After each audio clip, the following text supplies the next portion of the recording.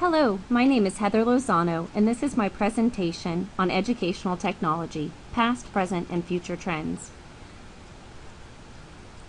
From the classroom to the cubicle, our society is being shaped by educational technology. With a clear understanding of this field, instructors and trainers can increase the efficacy and impact of their courses. The field of educational technology has many varying definitions that have evolved since its inception.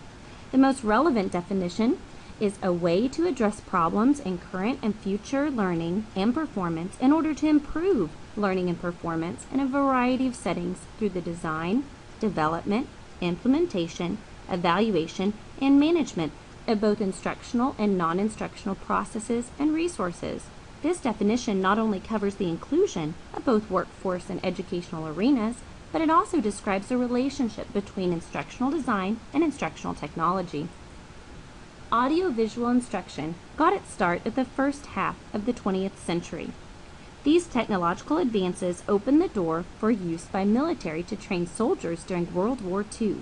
Concurrently, behaviorists such as B.F. Skinner began to greatly influence education by stressing the need for specific objectives and standards by which learners should be evaluated.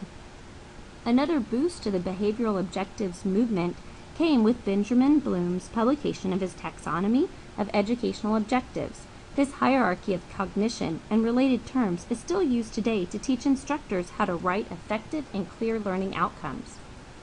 A key social event during the 1960s and 70s was the way in which educational design grew across sectors to include the U.S. military, business and industry, and K-16 education. A key concept during these decades was Gagne's theory on classified types of learning outcome, which asserted that with different types of learning outcomes, there should be different types of conditions needed to promote learning within each. Another important contributor during this time was Robert Glasser, who introduced the model and concept of the instructional system, linking the learner directly to the instruction.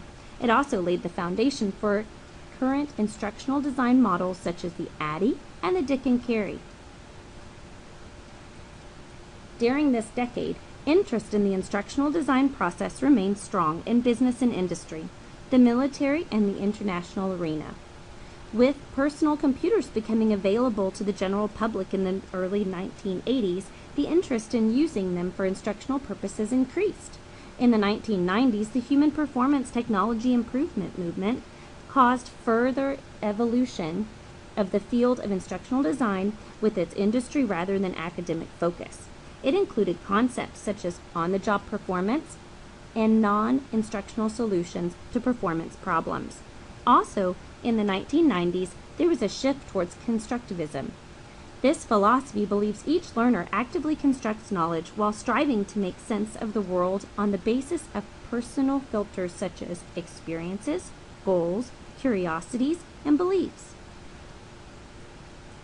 Several of the movements that started in the 1990s had not come into true fruition until the most recent decade. Although the human performance technology movement started in the early 1990s, it is still very relevant today and can be seen in current human resource trends. The impact on instructional practices that was so widely expected with the introduction of the personal computer was only finally realized with the introduction and adoption of the use of the internet for instructional purposes. Now, the use of mobile devices, online learning tools, and blended learning formats are becoming more and more common. Another current issue in the field of instructional design and technology is the way in which current technologies are impacting contemporary educational philosophies. In addition to the subject matter and content needed for lessons, an instructional designer must also take into account factors such as the learner's level of motivation and perseverance. As instructional design attempts to respond to new instructional technologies and educational theories, now instructors are expected to not only be a source of knowledge, a good explainer, or an expert motivator, the new teacher is also expected to be a human role model in order to guide the student's character in the right direction. As instructional designers and technologists look forward to the next 5 to 10 years, one of the greatest impacts this growth will have is on how instructional design will respond in third world countries.